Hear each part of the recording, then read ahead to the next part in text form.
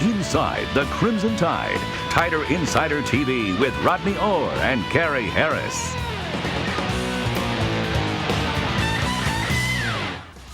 Well, good evening, everybody, and welcome in to Tider Insider TV, presented each and every week by Buffalo Rock, alongside Rodney Orr from TiderInsider.com. I'm Gary Harris. Tonight, Rodney, ice cold Pepsi Cola, and should be just right, about the way you like Perfect. it.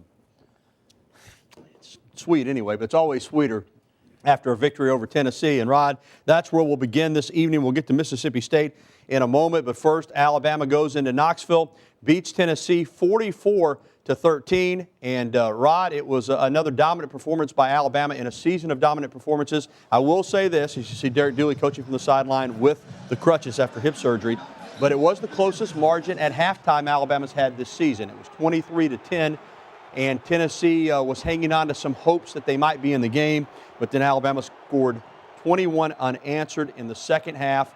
Tennessee's lone field goal of the second half came late in the game after a Blake Sims fumble, and for some reason, they decided to kick a field goal rather than go for it on fourth down and give their freshman quarterback Justin Worley a chance to make a play. But 44-13, 6 in a row now over the Vols.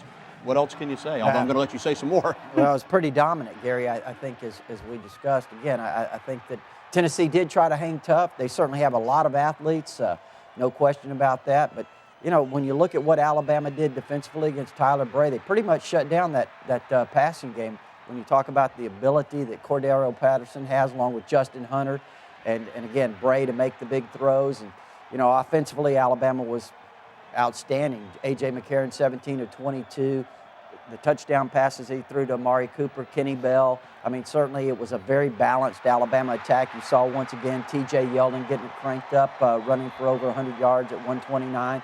Eddie Lacy had a pretty good night. So Alabama, you know, dominated the game. You know, this is what it's come to this season so far for Alabama, as they're putting together one of the most dominant seasons in the storied history of the program. We know there's a lot of work still to be done, but Tennessee actually, Rodney, you could see it in their body language, was excited at halftime after A.J. Johnson, their linebacker / beast runner on offense, had scored that touchdown to make it 20-10. Alabama added a field goal. They felt good only being down 13 at half. Normally, when you're down 13 at half, you don't feel too good about it, but they were excited that they hadn't been blown out in the first half. That's kind of what it's come to when you play Alabama. Well, they had an opportunity to hit a big play right before half, you know, when Justin Hunter got behind Deion Blue. But, you know, talking about that, certainly want to give credit to Deion Blue as well as D. Milliner. They were outstanding, Gary. They certainly did a great job in terms of covering two of the best receivers in the country, certainly two of the best on any team in the country. All right, let's take a look at the stat sheet, and it will bear out what we've already talked about, dominance on both sides of the football. You see Alabama ringing up 539 yards, and look at the balance, Rod. 233 on the ground, led, of course, by Yeldon with 129. 306 through the air for McCarron. Once again, no interceptions. He had 4 touchdown passes. That's 16 through 7 games. The Alabama school record is 20. He's on pace to shatter that. You look at the Tennessee numbers, only 79 rushing yards, and they were a good rushing team coming in. Yeah, what they have, 184 passing? That's unbelievable. The whole Tyler Bray to 184 passing. You mentioned their running game is much improved over last year. They only got 79. Now, Rajon Neal, their top back, was out, but at the same time, Alabama did a good job defensively of stopping the run. And again, to hold Tyler Bray and those receivers to only 184, I think is pretty phenomenal. Yeah, their 203 total reflects the fact that Worley came in and got 19 yards passing. You see Amari Cooper, the SEC Freshman of the Week. You know, Julio Jones is a great player, physically the most impressive receiver that's ever come through here. But freshman-wise, right now, numbers-wise, Cooper's having a better season than Julio did. He's unbelievable, Gary. Different kind of receiver, certainly, but you know, we talked before the season started, said watch out for Amari Cooper. He could have as much of an impact, though a different style, certainly as much of an impact as Julio Jones had his freshman season. Thus far, he's lived up to that. All right, Rod, let's move on to the next game. For Alabama, it's just another week at the office, ho-hum, an undefeated matchup. But for Mississippi State, being unbeaten this late in the season doesn't happen very often. In fact, it's only happened one other time. That was back in 1999 when the Bulldogs got to 8-0. Jackie Sherrill's team came into Tuscaloosa and got beat 19-7 by Alabama's future SEC championship squad. But you know what? Nick Saban says regardless of the record, whether it's 7-0 or 2-5, Mississippi State always plays hard, and he says plays very well against Alabama. they always play tough against us. They don't play okay against us. They play good. I mean, we struggled as much against them last year as anybody we played against, and they got a good defensive team. They've got good players. They've got a good offensive team. They've got really good balance and good quarterback and throw the ball, and they're committed to running it and do a good job of running. I mean, their runner leads the league, I think, in rushing. So they're a good team all the way around. Like I said before, I think they're a pretty good team this year, and I don't think they get the credit that they deserve. So, I mean, we're going to come in with the same mindset we have had week in, week out, and just go out and play a full 60-minute game. And Rodney, Dan Mullen, to his credit, when he took that job, said Mississippi State wanted to play for championships. Right now, they're in position to play for an SEC West title, potentially more. Certainly, if they were to upset Alabama on Saturday night, they would be in first place by themselves in the West. The winner of this game will. You know, they've always, as Nick Saban said, had a history of playing against Alabama very tough, even though the series is very lopsided. Of course, we go back to 1980 when they snapped Alabama's 28-game win streak, 6-3 in Jackson. Coach Bryant was in the process of trying to win another national championship. They kind of derailed that. Last year in Starkville was a tough game. Alabama pulled away there in the second half. But now they've got the record to kind of back up the hype. They're 7-0. They haven't played a great schedule. Their SEC wins are over Auburn, Kentucky, and Tennessee, who have won a combined 0 SEC games this season. But still, they're there. They're in possession to do something special, and they're going to try to take advantage of it. I think what you're saying is they're trying to find, they have starting to find ways to win games instead of lose games, because that's what's happened to Mississippi State in the past. You look at that Tennessee game a couple of weeks ago that they won in Starkville. You're seeing the highlights. You were seeing the highlights there. You know, Gary, Tennessee cuts the lead with about 5.5 minutes left in the game to 3 points. And normally that is an opportunity, perfect opportunity for Mississippi State to blow the game, which we've seen them do it many times. But what do? They go down, they run the clock down the last 5 minutes off the clock and score the winning touchdown. I mean, so what that means is Mississippi State is finding ways, they're learning how to win games, you know, in the SEC. And I think that is really key. Of course, certainly builds confidence. Mississippi State has had their moments in this series. We mentioned 1980. I remember 2000. Jackie Sherrill put one of the worst physical beatdowns on an Alabama team I've ever witnessed when he became the winningest coach in Mississippi State history. Of course, Alabama was on their way to having to fire Mike DeVos that year. But we remember 2006, 2007 under Sylvester Croom. They won back-to-back games. And so they've had some moments, in 1980 being the biggest. But you could argue if they were to win this game, it would be the biggest win in Mississippi State. Oh, there's no doubt, especially given that, you know, they are undefeated, what it would mean to them, what it could potentially mean to them. Certainly would be, I can't recall a game that would be a bigger win in their history. Of course, Alabama is a 24-point favorite, and that speaks to how well the Tide has played, being ranked #1 this season. 24-point favorite over another unbeaten SEC team 7 games into the season. I don't think I've ever seen that, Rod. I haven't. I don't recall. It's certainly a big line. But, you know, thankfully, I think that this Alabama team, Gary, when's the last time Alabama's been the underdog? Was it the Clemson game? No, it's certainly probably the Florida game in 08, maybe, or maybe even 09. It's been a long time. We need to look that up. They've been favored a lot of games in a row, and they are winning by big margins. Going back to last season, they haven't trailed in regulation, but 1 or 2 times. You know, they trailed Ole Miss for about 15 seconds this year, and of course didn't trail LSU to the end of that game, but they have been on a roll. All right, let's take a look at some Mississippi State quick facts. Of course, the head coach is Dan Mullen. Last week they rolled over Middle Tennessee State 45-3, although it was 13-3, 10-3 at half. It was a close game at half. It was 10-3. 10-3, and they blow them out in the second half. You see their record. We'll talk about some of the key players. Tyler Russell, their quarterback out of Meridian, big, strong arm. He's kind of beginning to live up to all the hype he had coming out of high He's school. definitely developed under Les Kenning, the offensive coordinator, quarterback coach there at Mississippi State. Gary, you know, last year he was a part-time starter. He threw a touchdown pass in that game against Alabama when Mississippi State only gained 131 yards in that game, and that was the lowest output in the Dan Mullen era there at Mississippi State. But he's really come around. We saw Ladarius Perkins, the running back, earlier, averaging 103 yards a game rushing, leading the all-SEC in that category, as well as all-purpose yards. Chad Bumpus is a guy that Alabama recruited, Gary. You remember him out of Tupelo. Very well. Outstanding little receiver. In fact, he's tied with the SEC lead with 6 touchdown receptions this year. The Mississippi State all-time leader with 18. Josh Boyd, big defensive lineman for him. Cameron Lawrence, one of those heady, smart linebackers, makes a lot of plays. And Jonathan Banks, you see it. It's spelled correctly. We call him Jonathan, but it's actually Jonathan Banks. You know, D. Milner's a great corner, but Jonathan Banks arguably the best corner in the SEC. Well, let me tell you something. They've got two cornerbacks there, Banks and Darius Slay. Right. They've got an outstanding secondary, Nico Whitley, and they are outstanding. They're probably as good as they are. All right, that's our Mississippi State preview. But still to come on Tider Insider TV tonight, we'll have our predictions on the game. Plus, it was an emotional evening in Knoxville this past Saturday for the Sunseri family.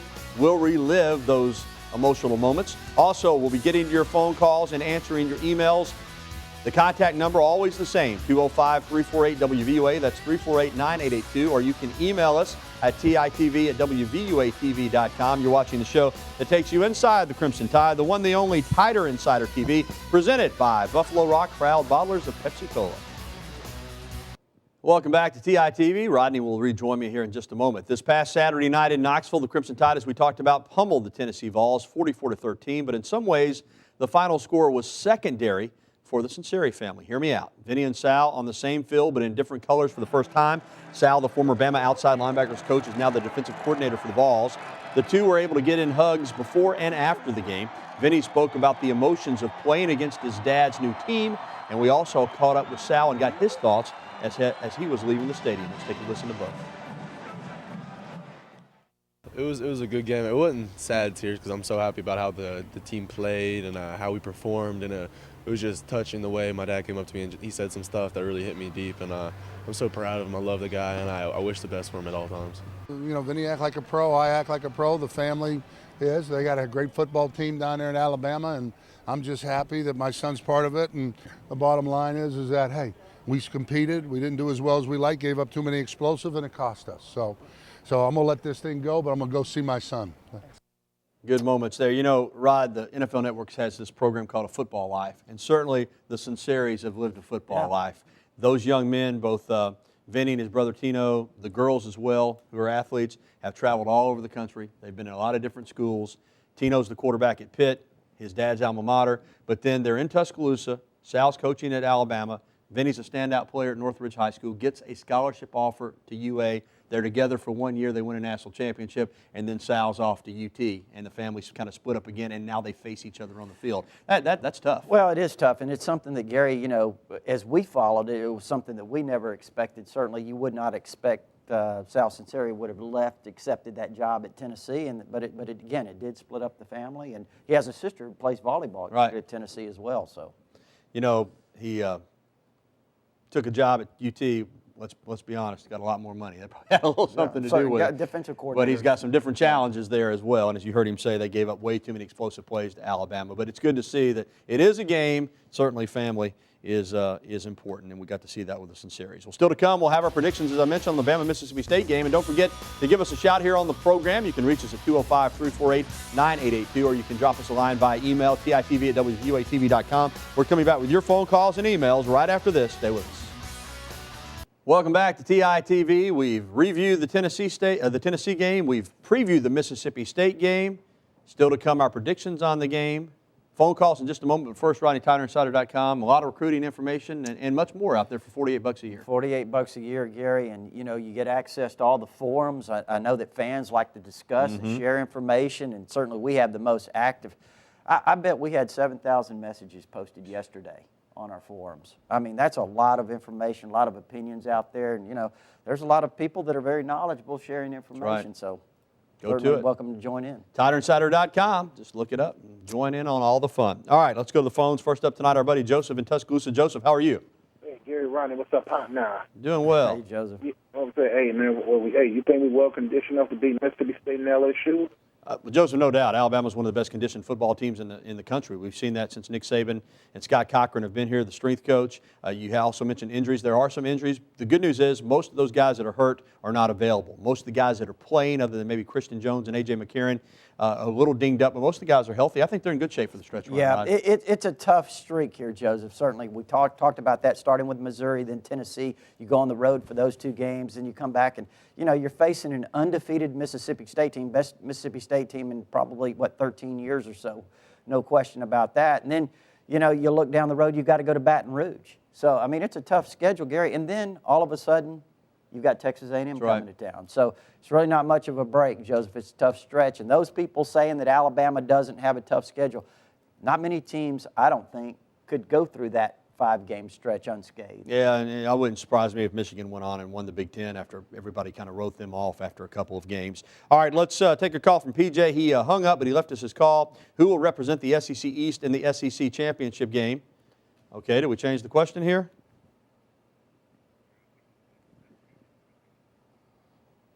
Okay. All right, it's gone to what's the update on Robert Lepster? I didn't know there was any need to have an update. He had a great game against Tennessee, got another interception, right? He's had a terrific year. Well, and he may be referring to the injury, he had late in the game as an ankle injury. He was actually practicing yesterday. I saw him. He seemed to be moving pretty well, maybe a slight limp, but certainly not anything that should slow him down this week for Mississippi State. All right, let's go back to the phones and go over to Bessemer and talk with John. John, how's it going? John, you with us? All right, John. John wanted to know who will represent the SEC East in the championship game. Well, certainly Florida's the front runner.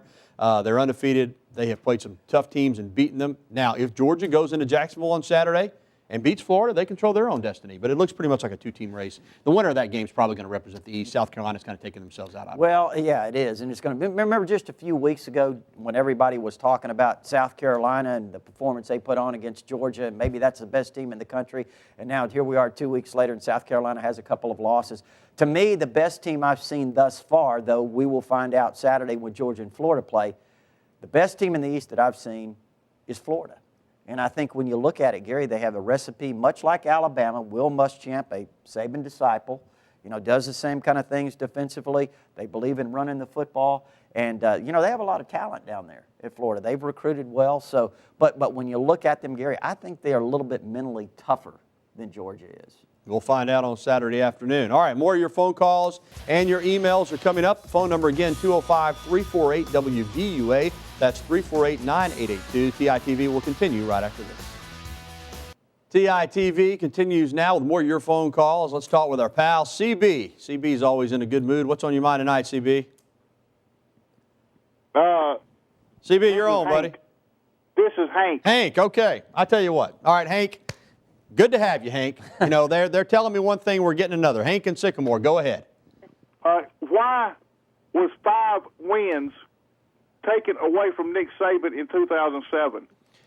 Question that I've asked myself for quite a few times, to be honest with you. It was over a textbook situation. It had nothing to do with Nick Saban. It really had nothing to do with the athletic department. They weren't aware of it. As soon as they were made aware of it, they did something about it. But there was I don't know if it was a ticketing problem or somebody at the bookstore, athletes were getting textbooks that they weren't supposed to be getting, and the NCAA ruled that was an impermissible benefit. Those players that had received those textbooks were ruled either suspended, I think, immediately, and the games in which they participated, Alabama had to, was it vacate or forfeit? They vacated those, and it reflected on Nick Saban's record. I still think it was ridiculous myself, but no competitive advantage was gained on the field. There was no recruiting scandal, but that's what they ruled. Am I right, Rod? I would agree. Yep. All right.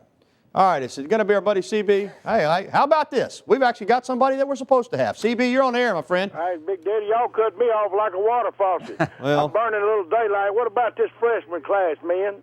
I like it, CB. Who in particular? Hey, y'all going to get on regular. Appreciate it. All right, CB. CB said, is this the best freshman class in Saban's tenure? And you know what? Time will tell, but the 2008 is the measuring stick. And you've even mentioned to me, Rodney, you think this class may prove out to be more talented than that 2008 class. Courtney Upshaw tweeted the other day that he thought the 2008 class, which he was a part of, was the best recruiting class he had ever seen. And then he watched Alabama play and saw this freshman class, and he said they may be better. Again, when you look at guys like T.J. Yeldon, I mean, how mature is he? And Amari Cooper, you just don't see guys very often step in like those guys do, kind of like Ingram and Julio did a few years ago, as you remember, part of that famous class. But no, this is really a good class, but let's see how it develops over a period of time. I mean, when you're talking about the 2008 class, don't forget Barrett Jones. I mean, guys like that. I mean, a guy that won an Outland Trophy. He's played 3 positions on the offensive line. I mean, let's give it a little bit of time, CB. And of course, also, though, Rod, if you're playing now as a freshman, I think it shows your talent level. No doubt. They weren't as stacked in 08 when that freshman class came in as they're stacked now. Good point. So, all right, that's going to do it for our phone calls and our emails. You know what's up next? So far, Rodney and I are just like the Tide. We're 7-0 in our predictions on the season. What do we think of Mississippi State and Alabama? We'll break it down, tell you what we think the score will be. And I was pretty close last week. I picked 38-13. It was 44-13. So we'll have that for you next here on Titv. Stay with us. Welcome back. Predictions in a moment, but first, you'll notice again tonight, Rodney and I wearing beautiful dress shirts with the original Elephant Wear logo on them from the Locker Room located on the University Strip, a Tuscaloosa tradition. Our thanks to the Locker Room for providing us with original Elephant Wear. They've been a Tuscaloosa tradition since 1964. They're the home of the original Elephant Wear. You can either drop by the store, you can check them out online. And Rod, we've got we've got shirts, we've got pullovers, we've got sweater vests, we've got ties. I got a couple pair of slacks. I mean, they got it all over there. Yeah, they do. And they really have a wide selection of really good ties. So go by and see our buddies, Rush and Alex and the rest of the crew at the Locker Room. All right, prediction time, Alabama, Mississippi State. Well, you know, Gary, when you look at this, we talked about how good Mississippi State is or how improved they are, and certainly they are. There's no doubt about that.